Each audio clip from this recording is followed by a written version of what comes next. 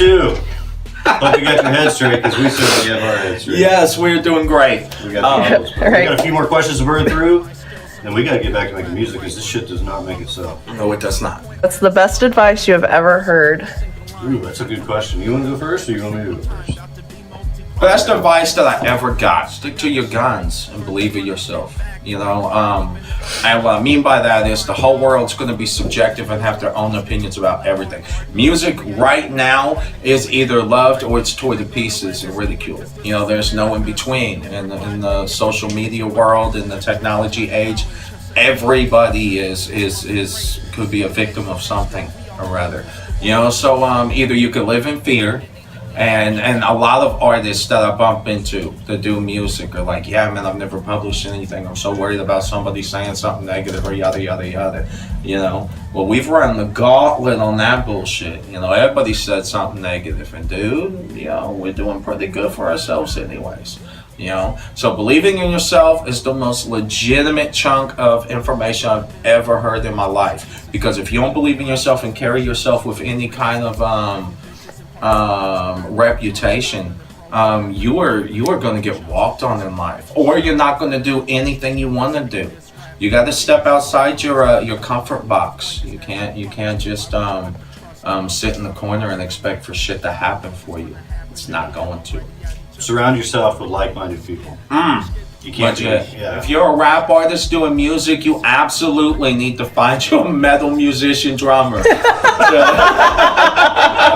start doing fucking music with, because that makes sense. You know what I'm saying? Gospel, country, they gotta link up, and you know, the blues and disco, they gotta do country shit. experience. That's just that's the way that it goes, though. But you know, I don't know. Yeah, like-minded people. Yeah. All right. My best advice I'd ever heard as of late was Dave Pensato, legendary producer, engineer, recording. He just if it was banging in the last 30 years, that dude probably mixed it. The dude's amazing. But anyway, his advice was, as you're starting out in your basement, you got your PC going or your MacBook or whatever, don't get discouraged that your tracks don't sound as good as, you know, Bruno Mars, all the top contemporaries, because those are mixed by guys who are sitting at the best consoles in the world 10 to 15 hours a day until they collapse. That's how they got to be as good as they are. They work with top level musicians, they work in the best gear, and they do it 10 to 15 hours a day, every day of the week. They just keep hammering it out. Ask yourself, how much time are you putting into your projects right now? Seriously, per week. Think about it. 5 hours, 6 hours. You're never going to get to the level of those guys. So don't compare yourself to those guys' work, because it's just ridiculous. All right, next question. Are you high right now?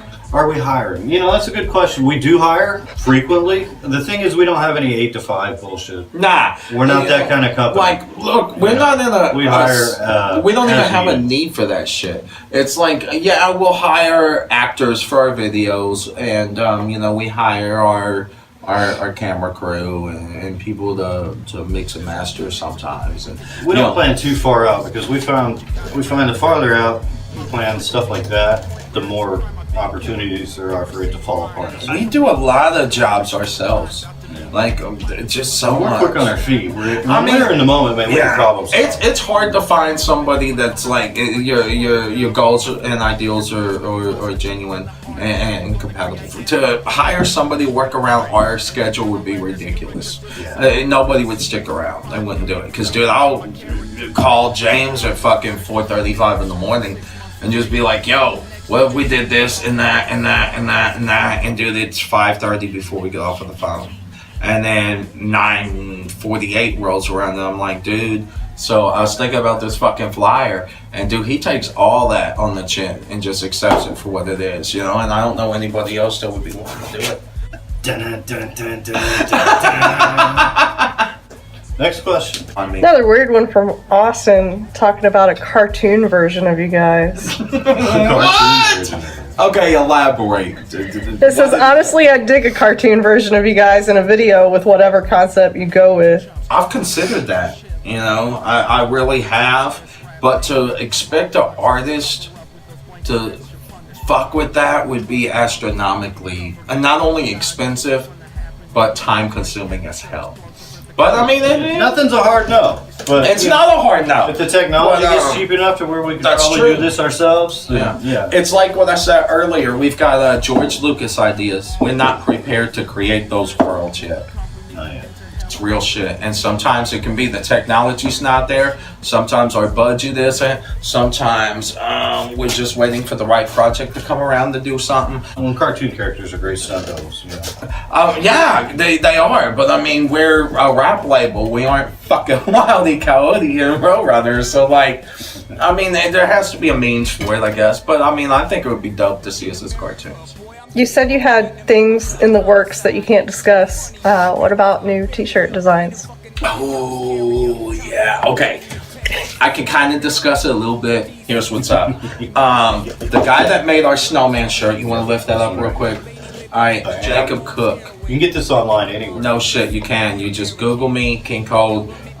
You will absolutely get redirected to our Get one of these while you're at it. Boom. We'll talk about this a little bit in a second too. That's the album. But so Jacob Cook made this shirt and did a phenomenal job. It's our high selling, and he's right now making a bunch of fucking shirts for Magic Ninja Entertainment, which is Twisted's label. You know, power to him.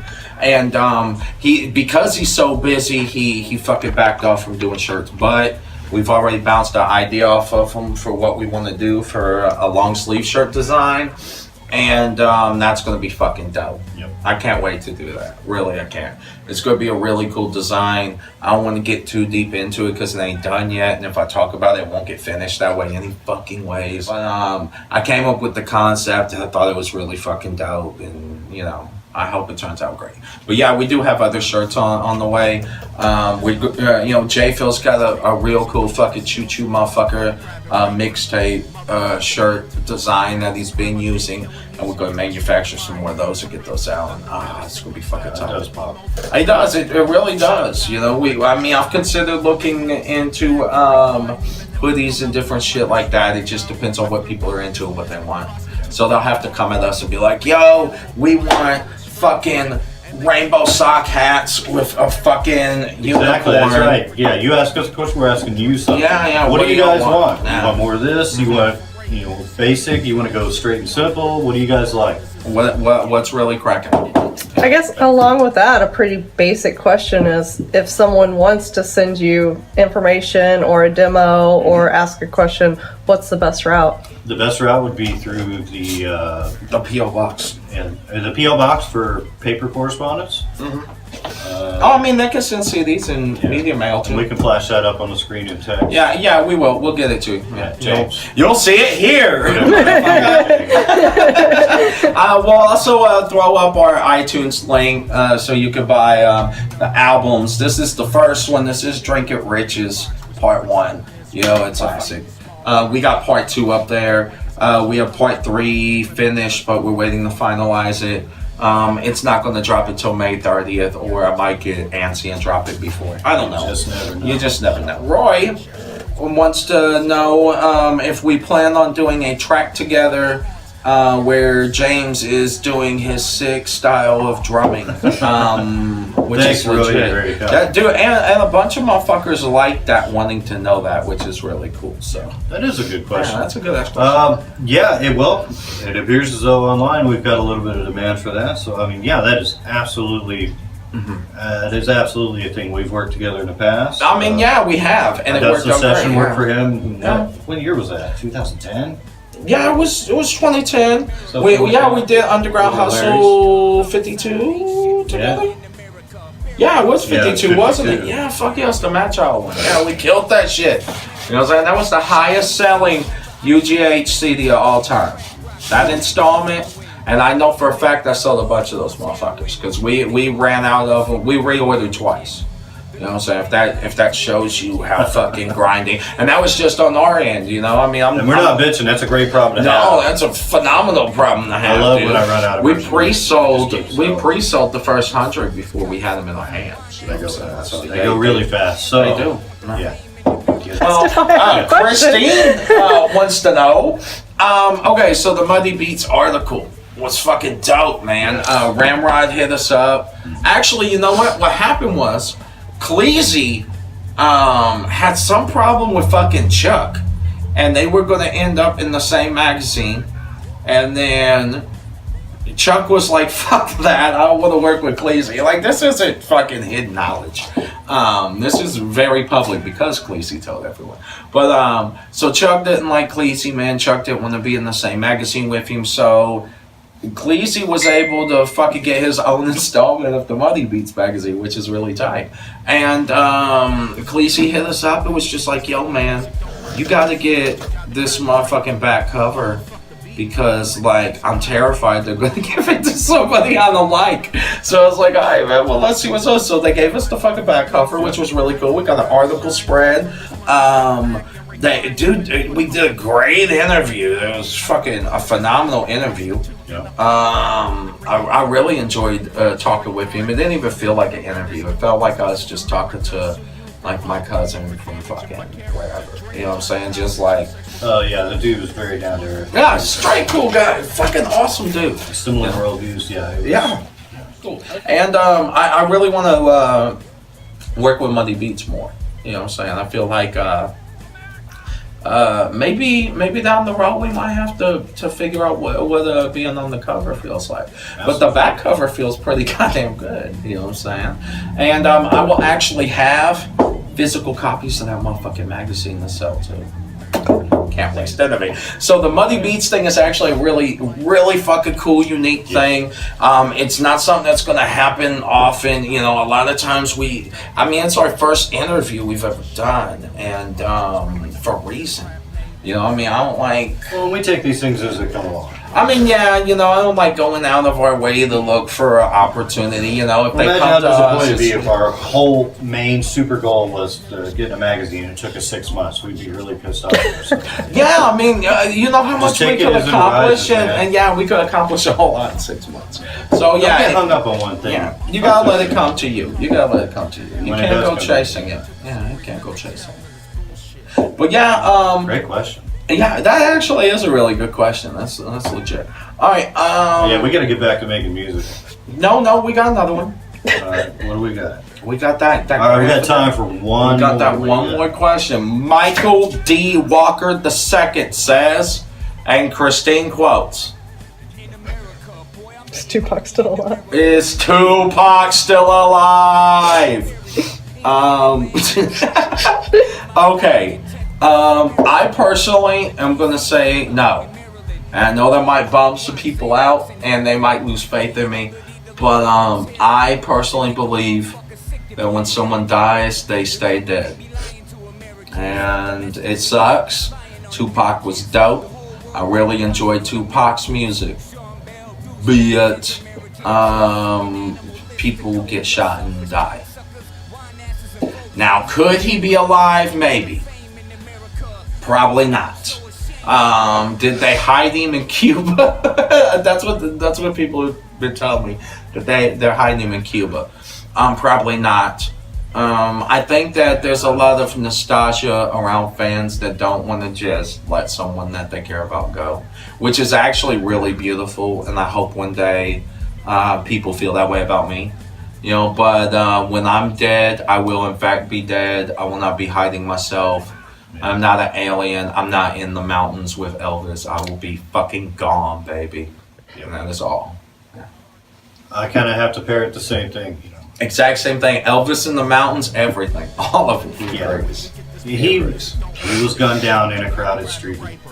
And yeah, outside of a casino, yeah. So, no, yeah, he's mortally, physically gone. However, he does live on in all of our hearts and our minds. And he was an inspiration to it. I mean, he changed the landscape. He really did. And I'm pretty sure his music's still available on iTunes, Google Play. And plus, you got to think about this. If he was actually alive, if you really know who Tupac was as a as a performer and as an Wouldn't artist. be quiet. There is no fucking way he could stop creating this long. Agreed. Like No way he could- a song would even slip if out. it was almost the death of him. No way he There's could no stop way. writing. There's no way. And you He can't couldn't be hide like it. You can't contain it. You can't put a lid on it. Nah. He was too important, and I don't think he was so militant too. I mean, like his mom was a Black Panther. I mean, if he was alive, I feel like he would want some kind of revenge or reckoning out of the situation too. This is where I step in and go, you guys are rambling. Well, we're talking about Pac. You can't just be, No, she's right though. All right, fam. Look, we'll get back at you. We'll try to do this some more. All right. Last but not least, a lot of people have been asking us, and this is a really hot button topic, but people really want to know, what do Jams and Rich think about the Steelers signing Kaepernick? And Did they we have some really? really strong feelings about this, and we'd like to air this out right now. They don't care. Cut.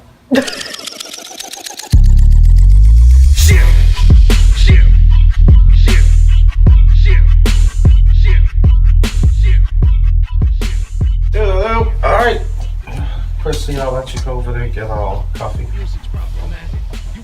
I'm gonna steal that far right chair. It's cool.